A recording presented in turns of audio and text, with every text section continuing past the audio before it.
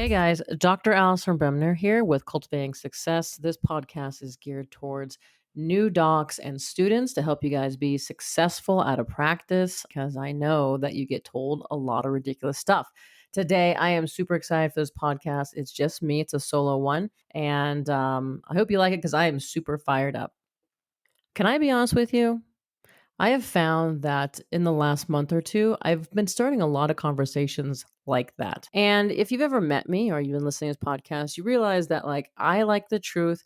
I don't mind conflict. And if anything, I embrace conflict, especially if it's going to get a place to find a solution. So I would love to talk about what's been happening with the podcast. Quite frankly, I have been lazy, super lazy, and I would say my quality of podcast has gone down. Let me tell you why. Well, so I have a new intern in the office, and this is no way an excuse, but a lot of my energy has been going towards her, which is great because Lindsay has been doing phenomenal in the office. She's only an intern and is just really helping our online presence and getting used to the office. So, really appreciative of that.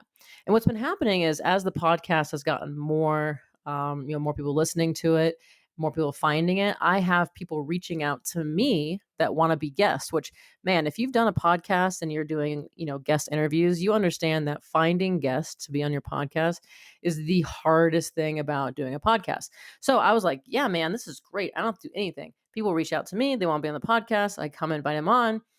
But what happens is that I'm not really, figuring out what they're talking about. And so I'm just sort of like talking to them. And sometimes it's not the best information for you guys. The last podcast I did, I honestly just can't air it, not in good conscience, because it's just crap. And so I just don't want to give you guys crap. So I'm going to be better. This is what I'm going to commit to about getting better guests to bring you real information that can help you. So, I was kind of toying with it because I was like, man, I could just release this podcast and I would be done and I wouldn't have to do another one, but I just can't do that. So today I want to talk a little bit more about what I'm saying and what I'm hoping to bring to you. Now, some of the podcasts too, people come on and, I do a little talk before I start the recording. And sometimes I get into fights with my guests before we're even on because there's some things and I'm just like, you're not saying that on my podcast. And most of the stuff is poor money mindset, talking about, oh, well, if you're a chiropractor, you should basically charge nothing. It's all about service. And, it's unethical to charge, a lot of money for your services. And I'm like, dude, you can't say that. And so it's crazy because we'll get into a fight like for 20 minutes. And then I kind of go, all right, well, we don't have this podcast. And like, no, let's just do it. And then as soon as the recording goes, they're like all of a sudden agreeing with me. And I think that's the weirdest thing. I'm not going to say which guests they were. If you know me well, you could probably listen to the podcast and understand how my voice does this like kind of high. Oh, that's usually I don't agree with you, but I don't really want to get into an argument. So I think it's funny. I've loved doing this podcast because I've been meeting a lot of people and been like really learning a lot of stuff. So, the thing is, I get a lot of really positive feedback from new grads and students. And that's great because this podcast is geared towards you. Most of the things that I hear over and over again is, man, no one talks about the stuff that you're talking about. I feel super lost. I'm about to graduate and have no idea what I'm doing. And all of a sudden I realize I've been lied to. And, again, that's great because, well, not great that they're being lied to, but that's great that they like the stuff that I'm doing because I do feel like chiropractic students and new grads, they're, being lied to, being taken advantage of. And, I always talk about there's kind of two jobs that are really available. The one job is, rack and crack them, work 6 days a week, get paid an okay salary and never have vacation, or come into an office, go get patients. Good luck. And, obviously it's hard to make something from nothing, much easier to have some support.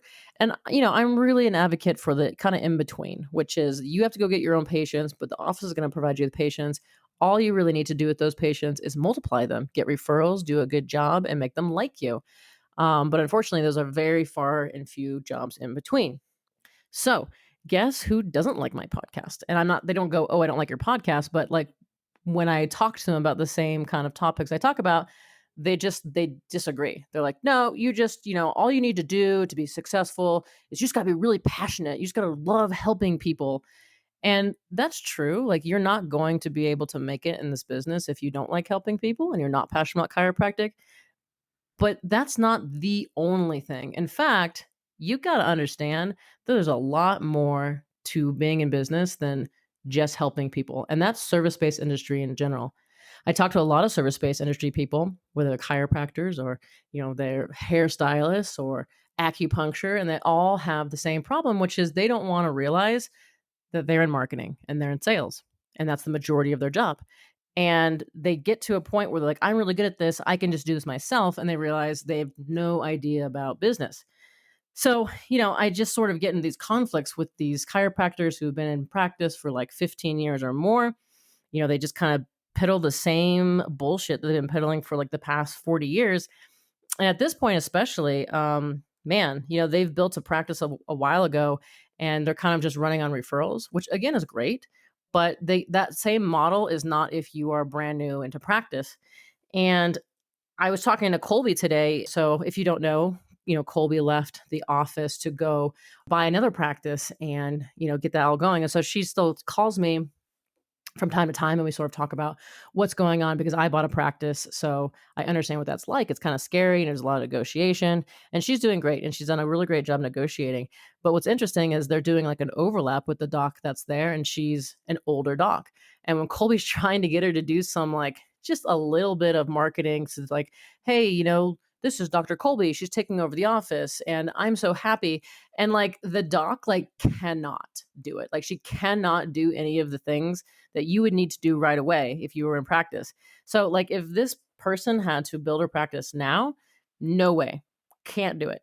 And that's the problem, is these young docs are coming out with more loans, inflation's higher, interest rates are crazy, and they're telling you these old school marketing things that are just quite frankly don't work anymore. And that just sort of makes me really mad. And what's really interesting is lately, I've tried to kind of get in a little more on some speaking circuits and trying to get into like more chiropractic, groups. And I have pretty little success. It seems that they don't really want to hear the message that I have.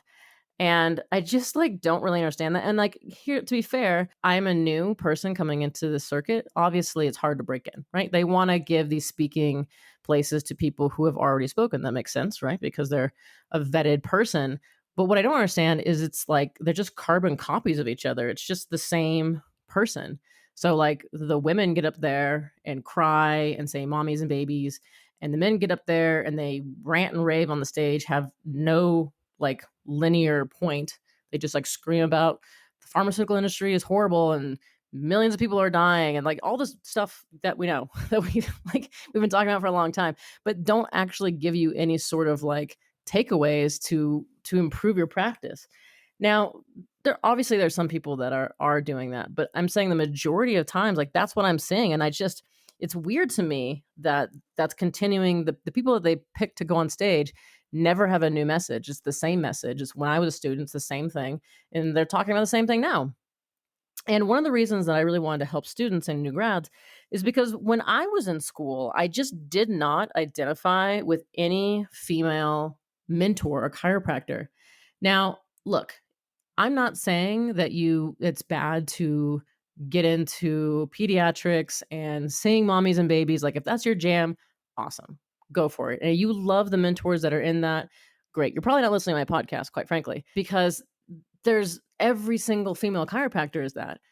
And it's just like when I was in school, I would go to these seminars and these women would just like be bawling on stage. And I'm like, what are we supposed to be learning here? Like, I don't understand. And so I just personally did not identify with really any of that. And so all of my mentors in chiropractic school and early in chiropractic were all males. Nothing wrong with that. I'm not saying that it has to be a female, but man, I would have really liked a female chiropractor that like I identified with and, talk to me like an adult. I just don't really understand why there's none of that. And so like that's one of the big things for me that I really want to bring to the table is like, hey, look, you can be a female chiropractor. You don't have to specialize in pediatrics. Like, in fact, I rarely see kids in my office. Now, my new associate, she's gonna probably see a bunch of kids. Why? Well, she's a mom and she wants to do that demographic. Again, nothing wrong with that. That's just not my jam. And again, you get shamed into like, you have to do that. You have to do this, which again is just so crazy to me. But I really want you guys to understand that no matter who you are and what your demographic, who you want to see, it's okay. And it's totally fine. So, I hope that there are some female chiropractors out there that like maybe don't relate to some of these female chiropractors that are talking on the stage. Again, nothing wrong with that. I know that they inspire a lot of chiropractors and that's awesome. But, just to have another kind of viewpoint, I hope that I'm helping you with that. And, what's interesting is I have tried to like kind of break into these like female chiropractic groups and I'm just so freaking out of place on it. They like look at me like I'm an alien, or they just think I'm an asshole, which may be true. I'm just so uncomfortable in those groups that I've sort of stopped doing that. So I had this realization kind of recently. So all these things, the reason I'm coming on this podcast today is I had this realization. So like I was upset with the way that the podcast was going because I feel like it was just really watered down, and I know I could do better than that. I'm not being able to break into these, chiropractic speaking engagements. I don't really fit with like a lot of female chiropractic groups. And so the realization that I had is that I am the heel. And if you don't know what the heel is, let me explain to you. So, as you know, I always like to kind of introduce things that are, something recently that I've learned, I've watched, or it's kind of current and like fit it into what I'm talking about. So, I'm a big sports documentary person. I recently watched this story on Jake Paul. So I live under a rock. I have no idea who Jake Paul and Logan Paul are, but they were these YouTube sensation guys back before like YouTube was like kind of the first YouTubers that like started to get like millions and millions of followers. And him and his brother just did these ridiculous like YouTube videos and they got really famous. Jake Paul went on to like go on to like a Disney spot. He was making millions of dollars. And they're both kind of jerks and they just like it was like fluff. It was like for nothing. And eventually they came to a point where they became like the most hated people like in America. I don't know where I was. I don't remember any of this stuff, but this storyline kind of talks about Jake Paul kind of going into a depression because at that point, like no advertisement would touch him because everyone hated him. So he sort of like sold his $1 million house. He moved to Puerto Rico and he kind of just like went into seclusion for a little bit. And he was trying to figure out like, what was he good at? Like how is he going to like turn his life around and make some money? Because all he did his whole life was make money basically on advertising and YouTube. So he tried to figure out what he was really good at. And what he figured out is he was really good at getting people to hate him. And he was really good at promoting things. His whole life, when he was younger, he was really into football. He did wrestling. And so he was a decently athletic guy. So he also really like followed fighting and like loved fighting. And he kind of found out that boxing for the past like 10 years has had a major decline. And basically, boxing just refused to catch up to the times. And they were just getting crushed by the UFC. And the reason why is because Dana White, he's a businessman, right? So he figured out like, how am I going to sell these fights? And so he got really good, like if you can think of like Conor McGregor and Ronda Rousey, there are these stories that happen. And so people are really engaged in the fighting. Whereas boxing was just like, this guy's a boxer, he's fighting this other boxer. And people are kind of like, yeah, I'm not really invested into it. So here comes Jake Paul. So he knew that in marketing, you needed a story. And so what he decided to do is he was going to sell the all-American boy fights against this asshole. And he is totally fine being the heel. So he makes this persona about like people absolutely hating him. And then he found this other YouTuber to fight. And this is before he like learned to try and fight, but he found this other YouTuber to fight and the ticket sales like skyrocketed. It outsold any regular boxing match because people wanted to tune in and see this because they built up this storyline. Jake Paul, like just being who he is, which is the heel. He's very, very easy to hate.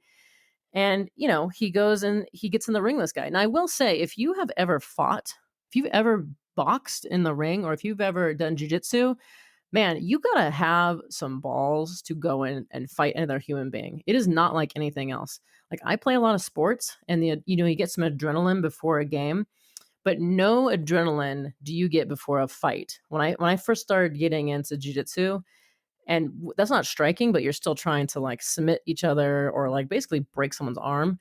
The ref is there so that someone doesn't get seriously hurt or die. You're fighting each other until that point. So I gotta tell you, even though people talk a lot of shit about Jake Paul, he's not a real fighter. But like, man, if you get into a ring with another human being, you gotta respect that. So, anyways, here's the thing.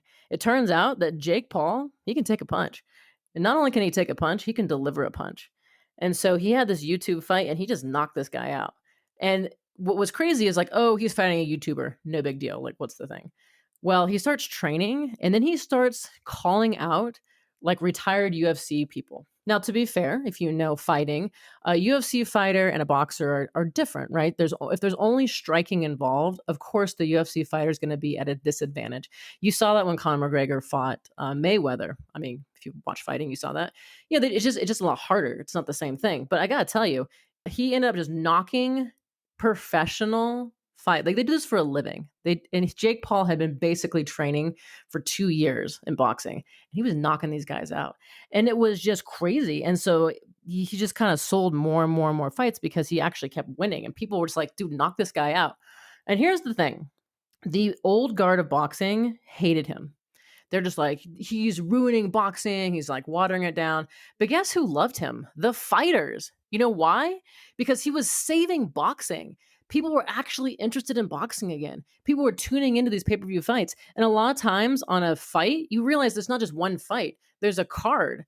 So people were getting on these cards and getting exposure for the first time ever. There's a female fighter who had been fighting forever. She's like undefeated and was basically making minimum wage. Well, Jake Paul was like, nope, here, we're going to promote you. And now she's making millions of dollars because of his ability to promote a fight. So the thing is, you love him or hate him, you got to respect what he did for the industry. And that's the thing is a lot of times you need someone to be the heel to fix an industry. Because if you just keep doing the same thing over and over again, because that's just the way it's been done, your industry will start to decline. And there's always a debate in chiropractic is like, are we seeing more of the population? Are we seeing less of the population? The truth of the matter is we're probably seeing 10 to 15%. And yes, I would say in general, people, say chiropractic and they don't have as a reaction as maybe they had 30 years ago. But still, in general, people think chiropractic is weird. Now, so it's interesting because I have been blessed, I say blessed, with the ability of being the heel or not being liked. And, Nora sometimes accuses me of like purposely trying to make people dislike me. I don't think that that's true. I'm not trying to make people dislike me, but I'm not afraid of saying things or doing things that people don't want to hear. Because at the end of the day, when we have to get something done, when we need the job to be done, I don't mind being the heel. And that's the case in everything that I do. I coach my Australian rules football team, and I have to be the bad guy because no one else is going to do it. And so what that means is I got to tell players like, hey, you're not playing in this game. Why? Because you're not good enough to play. And everyone's too afraid to do that. But I'm like, guys, if we're trying to be a winning team, I'm sorry, everyone doesn't get to play. I mean, there are time and places when we play a team that's not very good that you can play.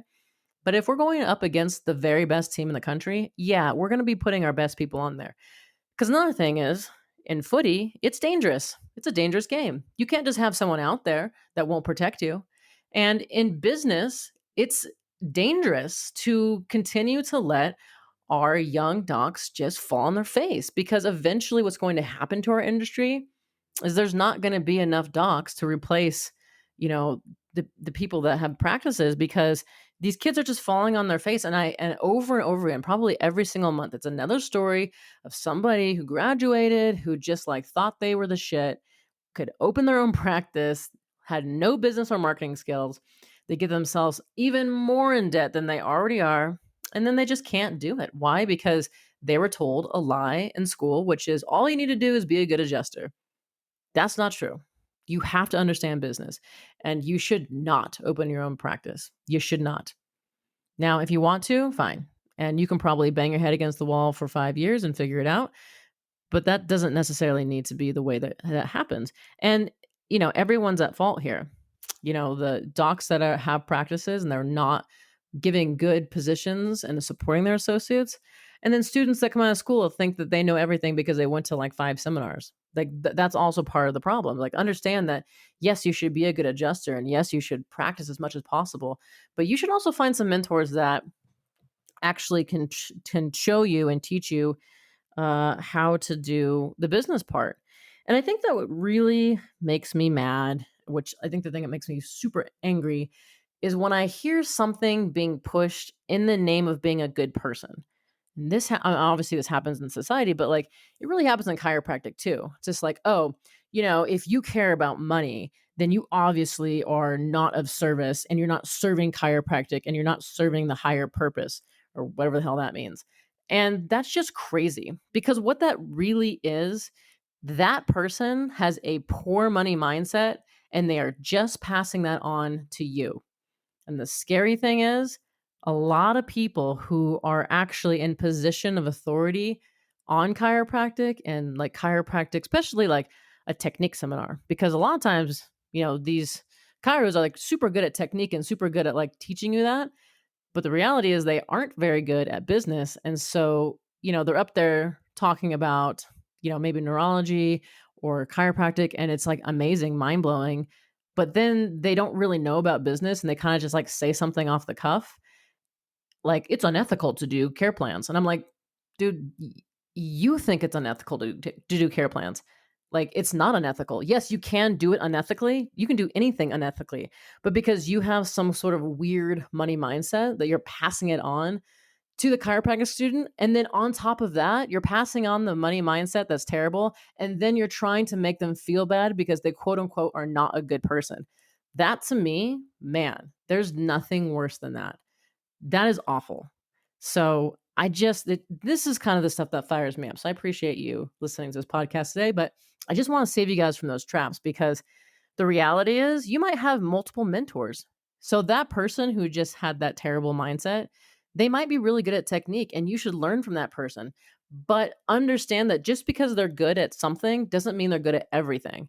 So you should make sure that you have mentors in place that are teaching you all aspects of business and chiropractic. And it might not be the same person. And there's nothing wrong with that. In fact, I think that that would be a good thing because very few people are good at everything. I mean, there's a lot of stuff that I am not good at. And I try to get help for that or at least outsource that because you just can't be. You just really can't be. And so, I got to tell you, in most situations and solutions in industry, there has to be a heel or at least, someone who understands that hurting people's feelings or making people upset, that's just the way it goes because sometimes you just have to do that to enable to get a solution. And the truth of the matter is, if you're avoiding of doing something because you think you will quote unquote hurt someone's feelings, usually it's something that's going to be needed to be done. And like I said, I happen to be blessed is probably not the right word, but like I don't mind that. If I was on stage and there was 100 people in the room and 99 of them just hated what I was saying, but there was one person that it changed their life or it changed their perspective on something, I would do that. I would rather do that than stand up there and 100 people are like, "Oh, good job. That was lovely." And nothing changed. It was the same bullshit that's been peddled over and over again because at the same, who does that help? Who does that help when we go on stage and we just say the same thing over and over again? I would much rather piss some people off, but inspire some people at the same time. That to me, that is way more effective. And if you don't like what I have to say, I don't really care. And that's fine. That's I'm not even saying that I'm right and you're wrong. I'm just saying, like, if you don't like what I'm saying, you have every right to. So don't listen to me. Don't care. So here's the thing chiropractic does not have a passion problem. That's what they get on stage and say. Well, if you're just more passionate, you would solve this problem. That's not true. We have a marketing problem. And until the old guard of chiropractic admits that that's the problem, we will never see more than 10 to 15% of the population. It just will not happen. But here's the good news. Are you ready for some good news? You can decide yourself. You can decide yourself to be a student of marketing and sales, and you don't have to fall into the trap that I see most young chiros fall into. And so It's not rocket science. You can just start reading books. I have a lot of book recommendations. You can start listening to podcasts about marketing. And that can be, I would advise you it not be chiropractic. I think it's better when you get a perspective of another industry because they won't sugarcoat it for you.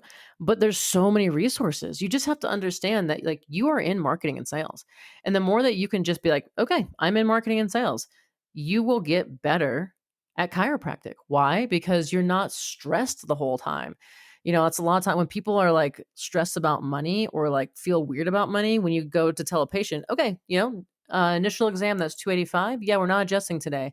And you're just so confident in that. They're like, great, awesome. Here's my credit card. I can't wait to come back. But if you're like, ooh, it's 280, 150, $2. Like they're like, why are you being weird? And then they just like feel weird about it. And because they can feel like you're weird about it. And then they don't want to come in for care. So you're actually doing them a disservice of not just being confident with, whatever you decide is the appropriate amount. But I got to tell you, undercharging people, that's only going to cause a headache for you. They will be a worse demographic. There will be more headaches and you're going to have more problems with people, the lower demographic that you see. So here's my book recommendation for you. If you're listening to this and you're like, hey, I want to make sure that when I get into practice, whether that's an associateship or whatever, that you are able to communicate a good story. Because, like we said, that's how marketing really, is done, is a good story that people can invest into. So Donald Miller, Building a Story Brand, talks about how all good companies have a good story. And in chiropractic, we have a great story. So that's the thing. We have all the components to be super successful because the story is something that's super easy for people to relate to. You just got to stop being so freaking weird and stop shoving chiropractic down people's throats in a way that you would understand it, not in a way that they would understand it. So this book really kind of helps you craft that and figure out how you can talk about the chiropractic story but to a normal person, not another chiropractor. All right, guys, I hope that you like this podcast, and I'm here for you, and I'm going to make sure that I produce better content because I've had a couple of podcasts that probably just weren't my best, and I really want to give you guys the best chance to be successful. So, this is Cultivating Success, releasing podcasts for you, chiropractors, young docs, and students, and hopefully, maybe you're in 5 years in practice. I think this still could help you. Let me know if you have any other questions. I'm always available. You can email me, you can DM me on Instagram, or just find us wherever. That's it. See ya.